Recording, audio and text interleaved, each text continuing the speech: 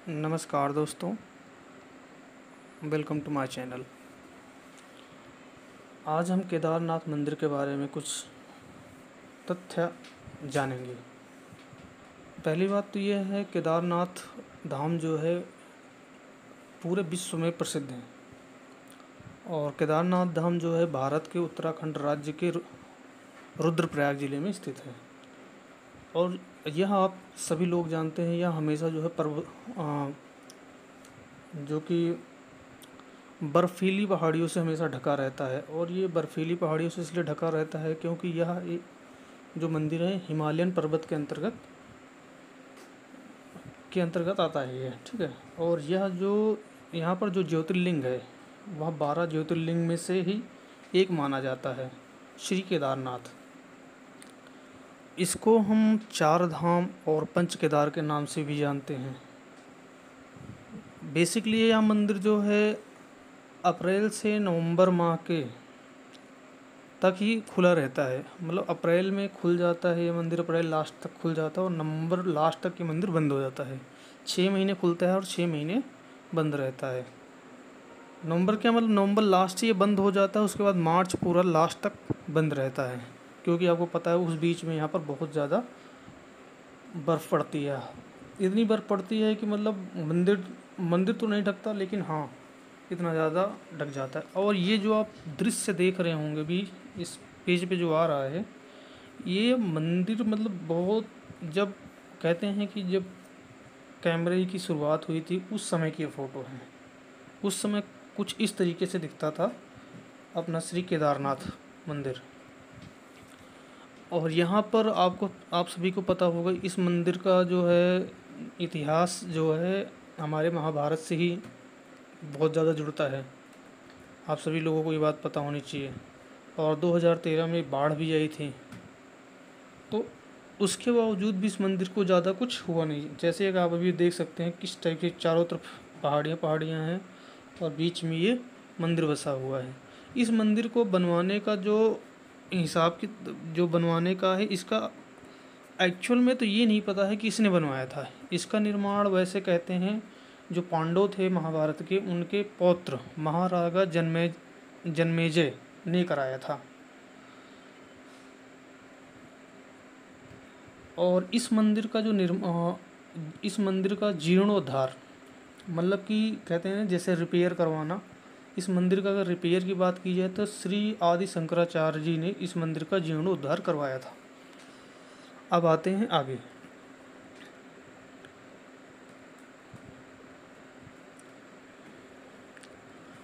आज का विज्ञान बताता है कि केदारनाथ मंदिर शायद 8वीं शताब्दी में बना था। मतलब ये भी अभी क्लियर नहीं है कि ये मंदिर कब बना था, इसका कोई ठोस प्रमाण अभी भी नहीं मिलता है। वैसे अगर हमारे वैज्ञानिकों का मानना ये है कि यह मंदिर कम से कम 1200 वर्षों से अस्तित्व में है, मतलब 1200 वर्षों से अस्तित्व में है। केदारनाथ की भूमि 21वीं सदी में बहुत ही प्रतिकूल है, क्योंकि इसके चारों तरफ तकरीबन 22,000 फीट की केदारनाथ पहाड़ियाँ हैं।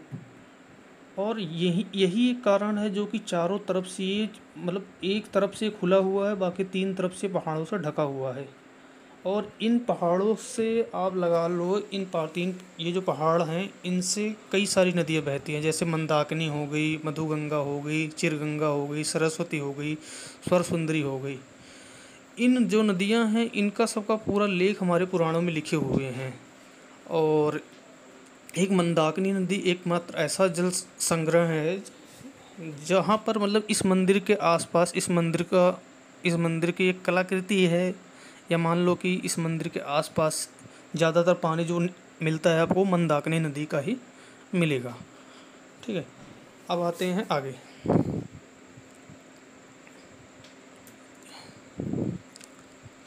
ये जो मंदिर है, अगर इसकी कथा के बारे में अगर बात की जाए, इसकी कथा के बारे में मैं बताता हूँ आपको।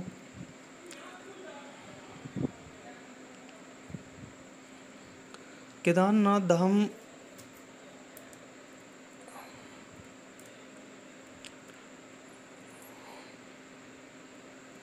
हाँ, केदारनाथ, इसकी कथा के बारे में बात करते हैं तो इस ज्योतिर्लिंग की स्थापना का इतिहास में संक्षेप यह है कि हिमालय के केदार में, मतलब जो हिमालय पहाड़ियाँ हैं, केदार श्रृंग जो पहाड़ का जो जहाँ पर ये मंदिर बसा हुआ है उसे उसको कहते हैं केदार श्रृंग।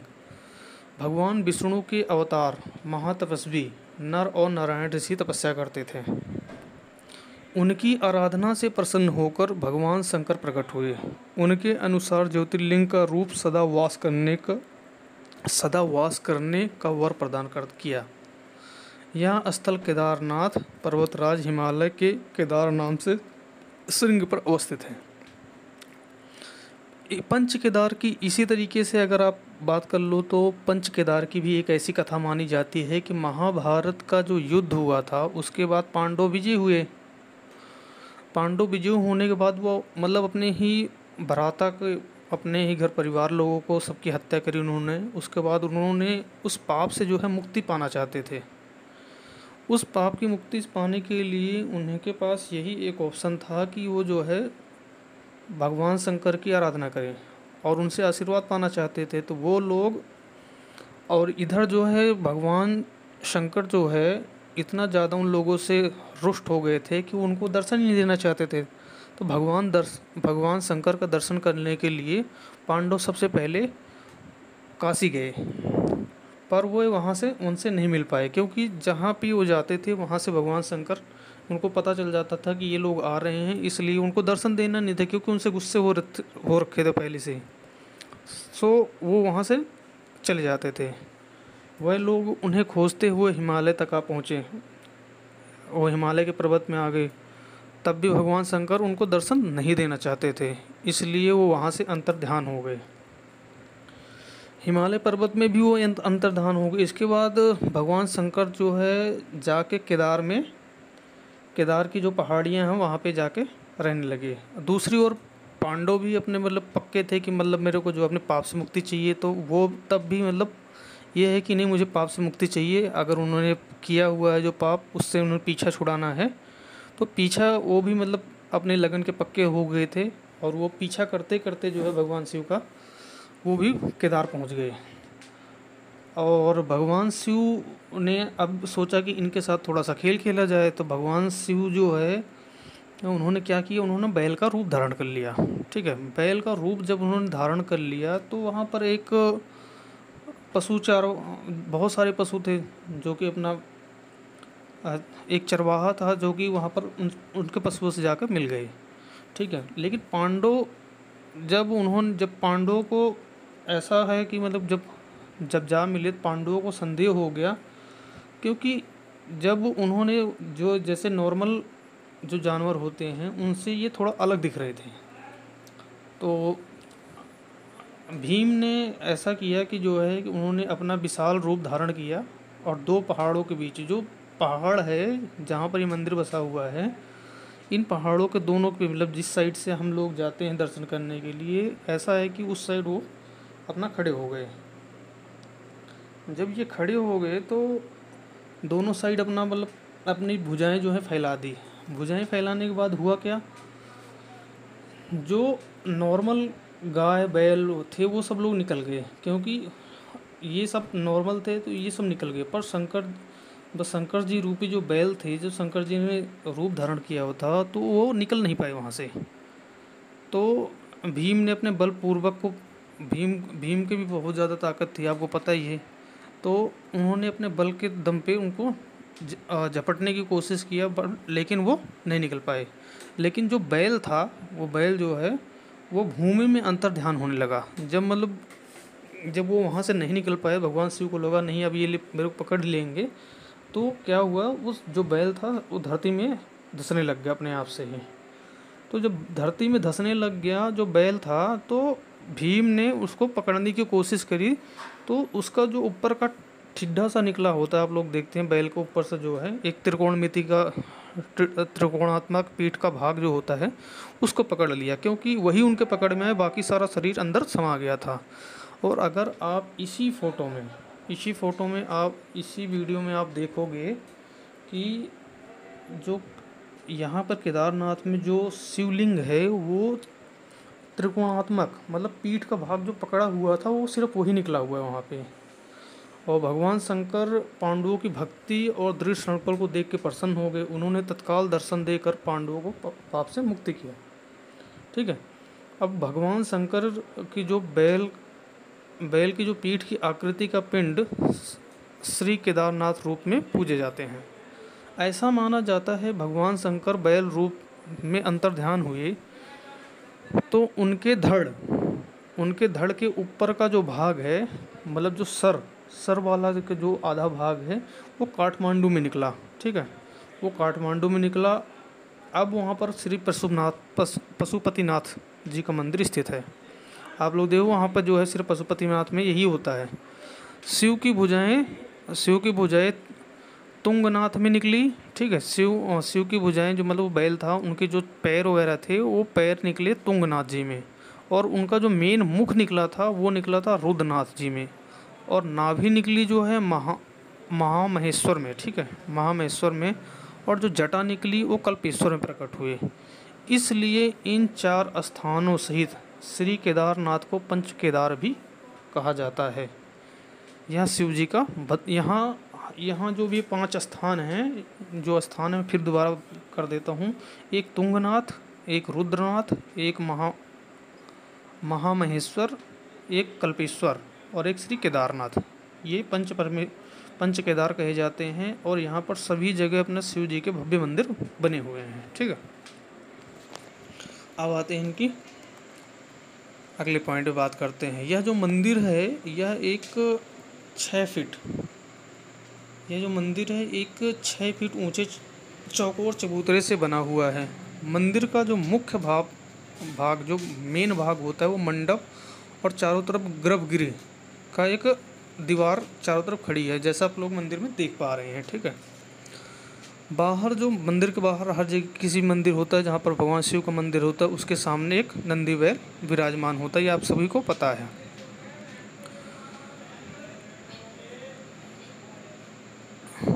मंदिर का निर्माण किसने करवाया? एक्चुअल में इसका कोई प्रमाण अभी तक भी नहीं मिलता है, लेकिन इसका जो जीर्णोद्धार था आदि गुरु शंकराचार्य ने करवाया था। मैंने आपको पहले बता दिया था। तो इसके मंदिर को 3 भागों में मुख्यतः बांटा जा सकता है। पहला भाग होगा अपना गर्भगृह, दूसरा होगा मध्य भाग, तीसरा होगा सभापिंड।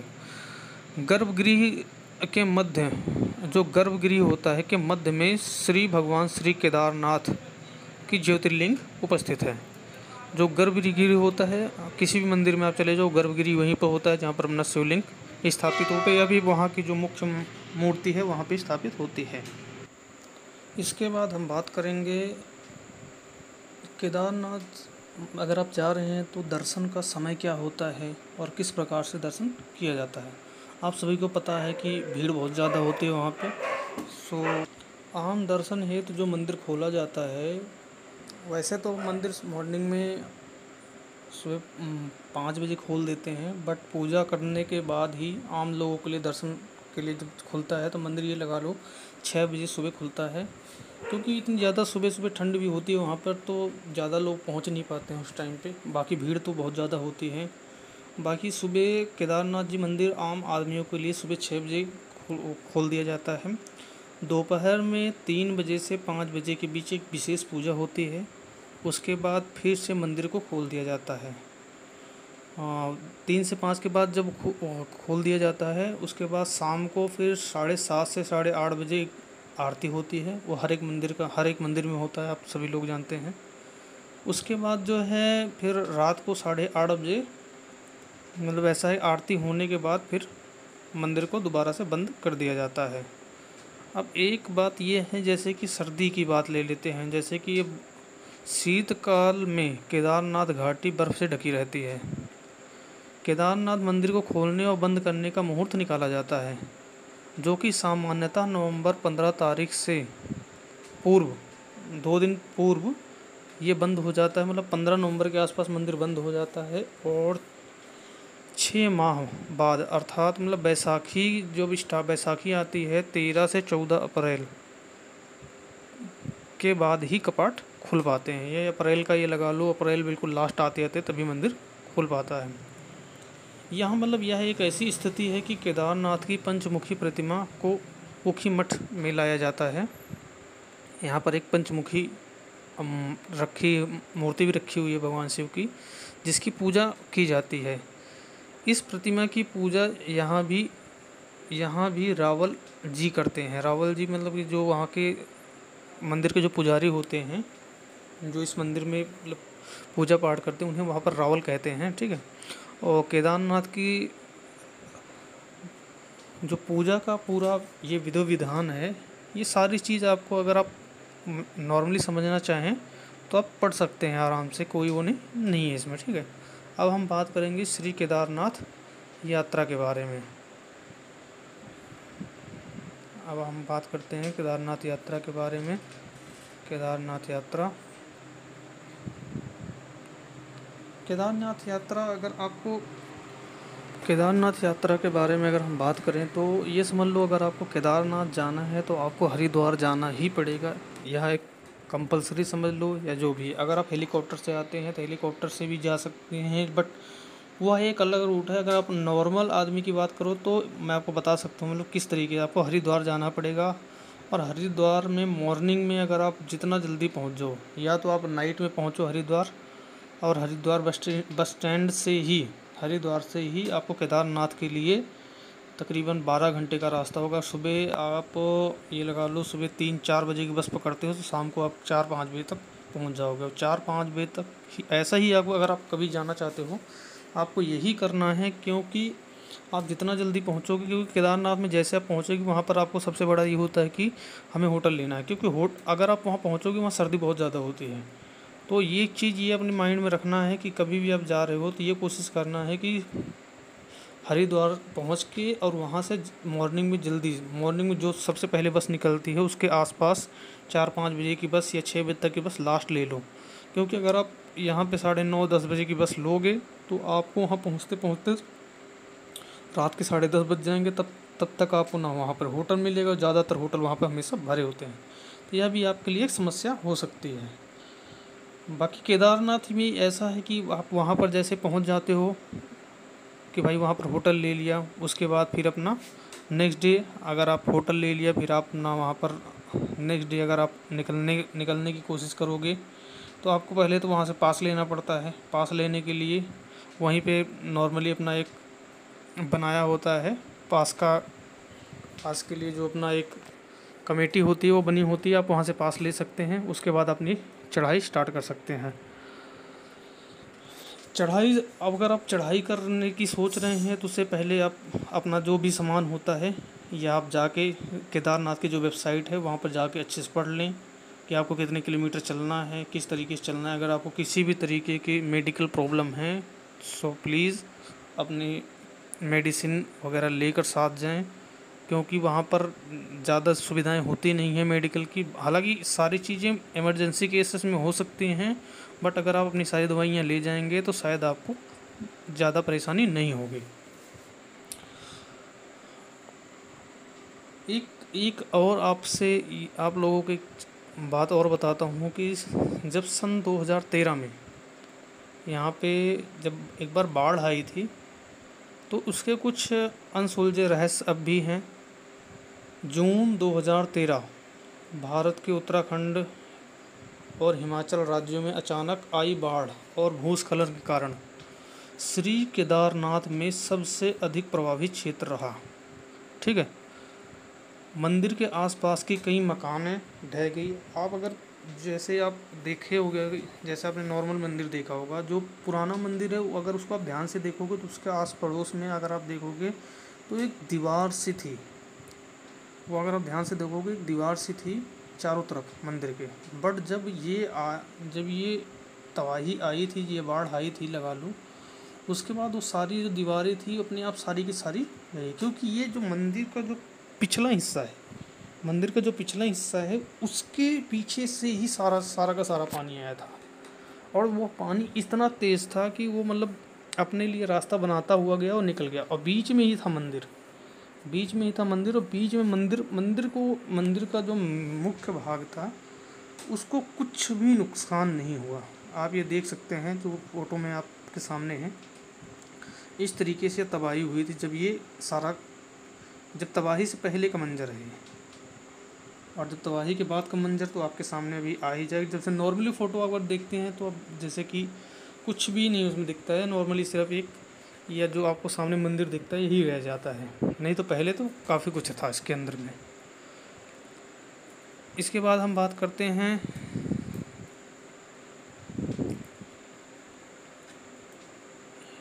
भगवान शिव की महिमा के बारे में, या यहाँ पर जो एक कुछ शक्तियाँ हैं जिसके बारे में बताया गया है। अब आ जाते हैं इसके बारे में बात करते हैं शिवलिंग के बारे में, ठीक है। जो मतलब ये कहते हैं यहाँ पर काफ़ी कुछ आपको यहाँ पर मंदिर के आसपास एक अगर आप लोगों ने एक फ़ोटो और देखी होगी तो यहाँ पर एक पत्थर का टीला बना हुआ है जिसमें काफ़ी सारी छोटी छोटी मूर्तियाँ रखी हुई हैं, जिसके अग्रभाग में श्री गणेश जी की आकृति, साथ में माँ पार्वती का यंत्र विद्यमान है। ज्योतिर्लिंग पर प्राकृतिक योग वित्त व ज्योतिर्लिंग के पृष्ठ भाग पर प्राकृतिक स्टिक माला को आसानी से देखा जा सकता है। जो कि ये पत्थर मतलब बहुत साल पुराना पत्थर है ये, उसके ऊपर ये सारी चीज़ें बनी हुई हैं। श्री केदारेश्वर ज्योतिर्लिंग में 9 लिंगाकार विग्रह विद्यमान है। जो लिंग है, जो केदारनाथ का शिवलिंग है, उस लिंग पर 9 लिंगाकार, मतलब समझ रहे हो, एक पत्थर के ऊपर ये चीज़ बनना असंभव के बराबर होता है, वो चीज़ उस पर बनी हुई है। यही सारे तथ्य और रहस्य हैं जिसके कारण से वहाँ पर इतनी सारी भीड़ पहुँचती है। इस कारण से इस ज्योतिर्लिंग को 9 लिंग केदार भी कहा जाता है, ठीक है। स्थानीय लोकगीतों में इसकी पुष्टि होती है कि श्री केदारेश्वर ज्योतिर्लिंग के चारों ओर विशालकाय 4 स्तंभ विद्यमान हैं, जिनके चारों वेदों का घोतक माना जाता है, जिन पर विशालकाय कमलनुमा छवि की छत टिकी हुई है। ज्योतिर्लिंग के पश्चिम ओर एक अखंड दीपक है जो कई हजारों सालों से निरंतर जलता है। ये आपने हमेशा सुना होगा कि एक ज्योतिर्लिंग है, एक अखंड दीपक होता है, चाहे वो केदारनाथ में हो चाहे बद्रीनाथ में हो। यहाँ पे एक चमत्कार ये है कि ये हमेशा जलता ही रहता है, ये कभी दिया बुझता ही नहीं। ये जब 6 महीने के लिए मंदिर बंद हो जाता है तब भी ये कंटिन्यूस जलता ही रहता है। जिसकी रेख देख मतलब कोई करता है या नहीं करता है उससे कोई फ़र्क नहीं पड़ता है। जिसकी रेख देख और निरंतर जलता रहने की जिम्मेदारी पूर्व काल से ही तीर्थ पुरोहितों की है। बस उनको ये देखना होता है ये मंदिर, बस ये दीपक हमेशा जलते रहना चाहिए। हालांकि उसमें ना कुछ डाला जाता है ना ही कुछ। ये 6 महीने के बाद मतलब 6 महीने तक अगर बंद होता है। एक ये भी मानना है कि कुछ जैसे आप कहते हैं कि कब खुलने वाला है मंदिर, आप लोगों ने ध्यान से सुना होगा, अगर न्यूज़ में आ जाती है खबरें उसके बाद ही लोग भागना शुरू कर देते हैं वहाँ पर। उसका कारण यह है कि हमारे जो ग्रंथ हैं और जो महत्वपूर्ण ग्रंथ में ये चीज़ें सामने आई हुई हैं कि जब मंदिर खुलता है तो पहली बार जब कोई जैसे कि उस दीपक का दर्शन कर लेता है तो उसको जो भी मनोकामना होती है वो पूरा कर ली जाती है, बहुत ही जल्दी पूरा हो जाती है, ऐसा मानना है। इसीलिए लोग जैसे मंदिर खुलता है उससे पहले ही वहाँ पर पहुँचने की कोशिश करते हैं। अब आते हैं गर्भगृह की दीवार पर सुंदर आकर्षक फूलों की कलाकृतियाँ उकर कर सजाया गया। तो उस ज़माने में जब मंदिर बनाया गया था तब ये हो पाना बहुत ही मुश्किल था कि उस समय जो आकर्षक फूलों की कलाकृतियाँ बनाई गई हों। गर्भगृह में स्थित चारों विशालकाय खंभों के बीच ज्योतिर्लिंग भगवान श्री केदारनाथ की प्रतिमा की जा सकती है। तो अंदर आप वो तो है ही, कहीं भी आप जाते हो किसी मंदिर में भगवान शिव की, वहाँ पर एक ऐसी जगह होती है जहाँ पर आपको परिक्रमा करने की जगह होती है। पूर्व काल में श्री केदारेश्वर के चारों ओर सुंदर कटवे पत्थरों की निर्मित जलेरी बनाई गई है और इस तरीके की जो निर्माण कार्य जो है इनके गर्भगृह की अटारी पे सोने के मुलम्मा चढ़ा हुआ है। मतलब समझ सकते हो कि सोने चांदी की तो बात अलग है, हालांकि मंदिर में जो भी चीज़ है वो सारी चीज़ें एक बहुत ही पुरानी और जो हमारे धर्म ग्रंथों से जोड़ी गई हैं।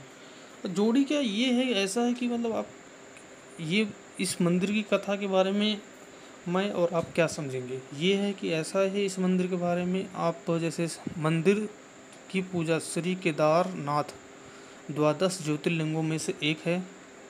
प्रातःकाल शिवपिंड को प्राकृतिक रूप से स्नान कर उस पर घी का लेपन किया जाता है।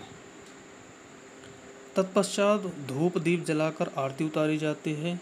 इस समय यात्रीगण मंदिर में प्रवेश कर पूजन कर सकते हैं, लेकिन संध्या के समय भगवान का श्रृंगार किया जाता है, तो उन्हें विधिवत प्रकार से चित्राकर्षण ढंग से सजाया जाता है। भक्तगण तो केवल दूर से ही दर्शन कर सकते हैं। तो ये चीज़ ध्यान रखना, अगर आप मॉर्निंग में दर्शन करने जा रहे हो तो मॉर्निंग में आप जल चढ़ा सकते हो, लेकिन अगर शाम को अगर आपका नंबर आया हुआ है दर्शन करने के लिए तो आप दूर से सिर्फ देख ही सकते हो, पास नहीं पहुंच सकते हो। यह भी एक बहुत बढ़िया है। वीडियो कैसी लगी आप ज़रूर बताइएगा, और अगर कोई भी मतलब आपको लगता है कि कुछ भी आप इसमें ऐड कर सकते हैं तो आप एक बार ज़रूर कमेंट करके बताइएगा, मैं पूरी कोशिश करूँगा ऐड करने के लिए। बाकी वीडियो अगर अच्छी लगे तो वीडियो को शेयर करें, चैनल को सब्सक्राइब करें और वीडियो को शेयर करें। अंत में यही बोलूँगा, जय श्री केदार, ओम नमः शिवाय, ओम नमः शिवाय, ओम नमः शिवाय। आप भी बोलिए ओम नमः शिवाय, ओम नमः शिवाय।